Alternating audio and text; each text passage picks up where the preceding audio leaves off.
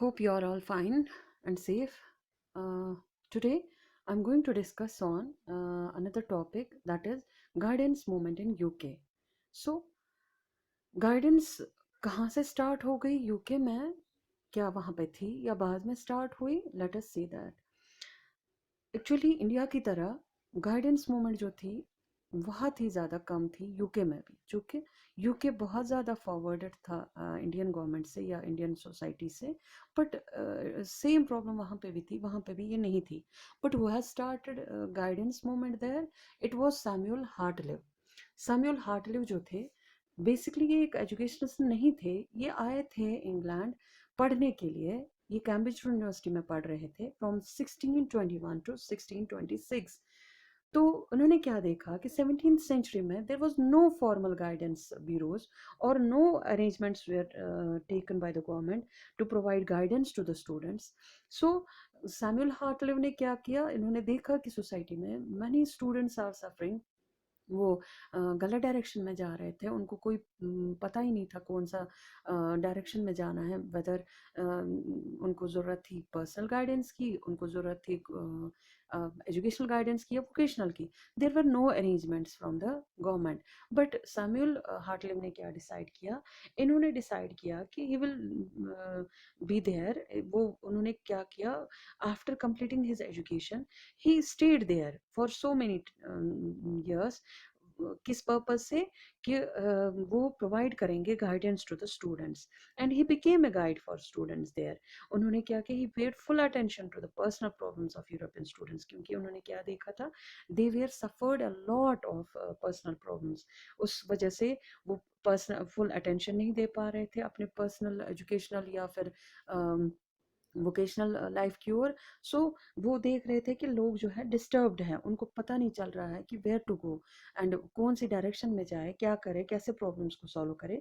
So he offered them guidance, and धीरे धीरे करके उन्होंने इतना ज़्यादा गाइडेंस प्रोवाइड की to students and to other people कि he became famous educational guide there.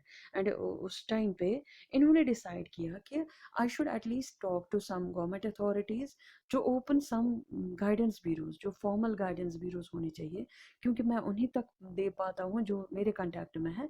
But everybody needs the guidance, so he decided to talk to the government authorities, ताकि उसको पूरी तरह से कोई वहाँ से एड मिले या कोई हेल्प मिले, सो दैट कि वो ओपन कर सके या गवर्नमेंट की तरफ से ओपन करवाए कुछ गाइडेंस ब्यूरोज। उन्होंने काफ़ी ज़्यादा हद तक काम किया। He talk to so many officers related to this issue. काफ़ी ज़्यादा एजुकेशनल जो वहाँ पे उन दिनों ऑफिसर्स थे उनसे बात की उन्होंने। उन्होंने क्या किया, काफ़ी ज़्यादा लोगों से बात की, काफ़ी ज़्यादा गवर्नमेंट जो ऑफिशियल्स थे उनसे बात की। तो बट बहुत ज़्यादा मुश्किलों के बाद भी he fail to open any education ये गाइडेंस ब्यूरो।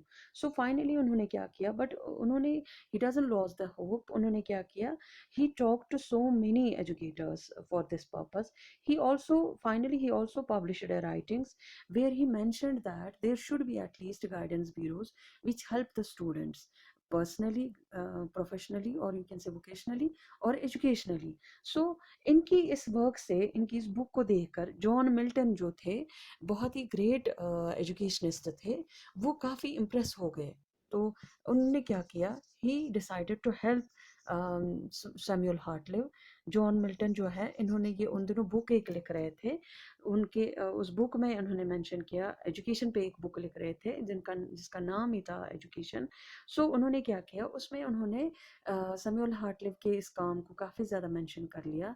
और उसमें उन्होंने मेंशन कर लिया कि there is really need of vocational guidance and there should be utilitarian guidance, whether it is related to education or it is related to personal life, though there should be guidance. But he didn't say anything directly about the guidance, the need of guidance. So that's why कि उनकी उस थोड़ा बहुत उन्होंने जो लिया था initiative, वो टू सम एक्सटेंट वो फेल हो गया, क्योंकि he didn't take any initiative directly, or he didn't say anything directly about the guidance. He didn't say there should be compulsorily guidance bureaus.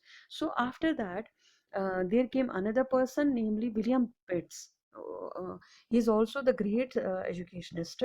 William, he was the Western philosopher, William. Pitt, William Petty इनको बोलते थे। उन्होंने भी क्या किया, he also connected his work अपने एक अपने एक वर्क में, अपने एक बुक में उन्होंने भी मेंशन किया there should be the guidance movement. So 17th century में जो था वहाँ पे लिटिल बिट उन्होंने काम किया। जो विलियम पिट थे उन्होंने 17th सेंचुरी में इम्पोर्टेंस बोल दी कि there should be the importance of guidance and there should be, and उन्होंने थोड़ा सा काम भी किया इस पे कि we should provide guidance to each and every one. So इनके इस कंट्रीब्यूशन की वजह से वहाँ पे एक और जो बड़े एजुकेशनिस्ट थे, namely John Dury. Actually he was the friend of Hartlib, वो सैमुअल हार्टलिव के काफ़ी क्लोज फ्रेंड थे। इन्होंने उनके साथ काफ़ी डिस्कशंस किए थे related to opening the guidance bureaus, but directly वो कुछ नहीं कर पाए। So what he did, he started guidance movement in England in the same century, 17th century में he started guidance movement in England. अपने personal level पे उन्होंने क्या किया, उन्होंने थोड़ा बहुत कोशिश की, बट वहाँ पे he also fail to show the direct need of guidance, educational guidance. So that's why he also failed. Finally John Locke came at front. John Locke जो थे बहुत ही बड़े मशहूर सोशोलॉजिस्ट एजुकेशनिस्ट थे, उनका काफ़ी ज़्यादा कंट्रीब्यूशन है एजुकेशनल फील्ड में। तो उन्होंने क्या किया, उन्होंने फाइनली वो काफ़ी ज़्यादा इन्फ्लुएंस हो गए जॉन ड्यूरी से, विलियम जॉन मिल्टन से भी। सो फाइनली उन्होंने क्या किया, he took the initiative to open a guidance bureau. So हम ये कह सकते हैं कि पहले तो स्टार्ट किया था सैमुअल हार्टलिव ने, उन्होंने पर्सनल लेवल पे गाइडेंस प्रोवाइड की थी, लेकिन जॉन लॉक ने अब बाज़ाब्ता ओपन किया guidance bureau in England. So John Locke was the first person who started guidance bureau at England, यानी इनकी इन्फ्लुएंस की वजह से गाइडेंस मूवमेंट जो है वो स्टार्ट हो गई इंग्लैंड में। फिर धीरे धीरे धीरे धीरे करते करते करते हर एक जगह पे गाइडेंस, जो कि आप लोगों को पता ही है इंडिया जो है काफ़ी बैकवर्ड है अभी in comparison to UK. So UK जो है उसको ज़्यादा टाइम नहीं लगा गाइडेंस मूवमेंट स्टार्ट करने में। वंस ये स्टार्ट हो गया तो they started it at every place, in eight everywhere. In fact उन्होंने खाली पहले इंडिया की तरह खाली वोकेशनल गाइडेंस को खाली फोकस नहीं किया, but they focused all the three aspects of guidance, whether it was the educational guidance, whether it was vocational guidance और personal guidance। उन्होंने गाइडेंस ब्यूरो रखे इनफैक्ट कॉमन पर्सनस के लिए भी। इन्होंने एजुकेशन सेक्टर से खाली कन्फाइंड नहीं रखी, बल्कि इन्होंने हर एक लेवल पे स्टार्ट किया गाइडेंस प्रोवाइड करना टू कॉमन पीपल आल्सो। फिर आज if we see in at present जो मॉडर्न गाइडेंस सर्विसेज है प्रेजेंट टाइम पे, it has been well organised now in UK. they have started so many guidance program at the national level, at local level also. So many experts are indulged in it, and they have provided in fact today every sort of guidance services जो है available है हर एक जगह पे, where they have provided presently the guidance services. They started guidance services at every level, not only at education levels like India. इन्होंने available रखी है। इन्होंने क्या किया, दे एस्टैब्लिश्ड चाइल्ड गाइडेंस क्लिनिक्स। पहले इन्होंने एस्टैब्लिश किया all over the country child guidance clinics. वहाँ पे क्या होता है, दोनों साइड से काम होता है। एक तो ये है कि जो जिस बच्चे को जिस तरह की गाइडेंस रिक्वायरमेंट होती है, वोकेशनल, पर्सनल या एजुकेशनल, एक तो उनको वो मिलती है, प्लस साथ साथ यहाँ पे साइकोलॉजिकल रिलेटेड प्रॉब्लम्स भी सॉर्ट आउट होती है। मींस साइकेट्रिक ट्रीटमेंट भी होता है, और जो भी साइकोलॉजिकल प्रॉब्लम्स होती है वो भी ट्रीट होती है, यानी प्रॉपर गाइडेंस मिलती है पर्सनल लाइफ से रिलेटेड भी। अगर एक बच्चा साइकोलॉजिकली डिस्टर्ब्ड है, if he is having any psychological problem, और a child is having psychological disorder, वो भी ट्रीट होता है, और उसके साथ साथ साइकेट्रिक ट्रीटमेंट भी होता है। Then they opened children care committees, children care committees ये इन्होंने हर एक जगह पे ओपन की, सो दैट कि वहाँ पे गाइडेंस प्रोवाइड हो जाए बच्चों को अलग अलग तरीक़ों से। यानी बच्चों को इनिशियल स्टेज पे ही गाइडेंस रिक्वायरमेंट होती है। सो इन्होंने इसीलिए चाइल्ड गाइडेंस क्लिनिक्स खोले, चिल्ड्रन केयर कमिटीज़ खोले।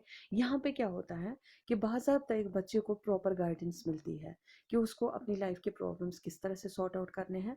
प्रॉपर गाइडेंस मिलती है कि which direction they have to go, और पर्सनल प्रॉब्लम हो या एजुकेशनल प्रॉब्लम हो या वोकेशनल, तीनों ही प्रॉब्लम्स को सॉल्व किया जाता है। बाज़ाब्ता वहाँ पे एक कमेटी होती है, एक एक्सपर्ट्स की कमेटी होती है, which provides guidance to to each and every children. So then they established school welfare officers. School एक और कमेटी उन्होंने एस्टैब्लिश की, नेमली स्कूल वेलफेयर ऑफिसर्स। यहाँ पे क्या होता था, एक कमेटी होती थी ऑफिसर्स की, जो बाज़ाब्ता स्कूलों में देखते थे प्रॉपर गाइडेंस होती है या नहीं, और उनका काम होता था to provide guidance as well, और प्लस चेक करना ईच एंड एवरी स्कूल वहाँ पे प्रॉपर गाइडेंस ब्यूरोज है या नहीं है, प्रॉपर एक्सपर्ट्स हैं या नहीं है। अगर नहीं होते थे तो ये वहाँ पे गाइडेंस ट्रेनर जो होते थे या एक्सपर्ट जो होते थे वहाँ पे बाज़ाब्ता अपॉइंट किए जाते थे। Then they open career guidance. ये करियर गाइडेंस जो था काफ़ी ज़्यादा इम्पोर्टेंट था उस दौर में, या इस दौर में। आज की बात मैं करूँगी, आज सबसे ज़्यादा अगर कंफ्यूज्ड हैं स्टूडेंट्स तो वो है इसी मामले में कि क्या करियर, उनकी करियर गाइडेंस ज़्यादा रिक्वायरमेंट होती है, क्योंकि वो बेचारे बिल्कुल कंफ्यूज्ड होता है कि क्या किस में वो अपना करियर बनाए, किस में उनके पर्सनल इंटरेस्ट होता है, या किस तरह से वो अपने करियर को एस्टैब्लिश करें इन ए प्रॉपर वे। सो इंडिया में काफ़ी ज़्यादा अभी लैग कर रहे हैं इन चीज़ों में। अभी वहाँ पे चिल्ड्रन केयर कमिटीज़ नहीं है पूरी तरह से, अभी वहाँ पे स्कूल वेलफेयर ऑफिसर्स उस लेवल तक नहीं है, तो करियर गाइडेंस भी काफ़ी ज़्यादा कम होती है। आजकल है अब थोड़े बहुत, बट जितना यूके में काम हो रहा है इस पे उतना ज़्यादा यहाँ पे नहीं। वहाँ पे पहले इनिशियल स्टेज पे देखा जाता है चिल्ड्रंस के इंटरेस्ट को, एक इंडिविजुअल के इंटरेस्ट किस में है, उसको करियर ऑप्शंस उसी टाइम पे दिए जाते हैं विदाउट वेस्टिंग द टाइम। क्योंकि हमारे यहाँ पे अक्सर क्या होता है इन इंडिया, हम अक्सर उस फील्ड में जाते हैं जहाँ पे हम देखते हैं सोसाइटी में स्कोप होता है। बाद में हमारा उसमें इंटरेस्ट हो ना हो, हमारी एफिशिएंसी उतनी हो ना हो, हमें उतनी कैपेबिलिटी हो ना हो, हम कूप अप कर सके उस फील्ड को, तो बाद में हमें क्या होता है, बीच में छोड़ कर जाना पड़ता है, क्योंकि हमारे पास प्रॉपर गाइडेंस करियर की नहीं होती है। लेकिन in UK there are proper career guidance counsellors जो गाइडेंस देते हैं, प्रोवाइड करते हैं guidance related to career. So वहाँ पे विदाउट वेस्टिंग द टाइम एक इंटरेस्ट और नीड्स देखी जाती है इन अ चाइल्ड, उसको उसी फील्ड की ओर गाइडेंस की जाती है। This is all about the guidance movement in UK. All the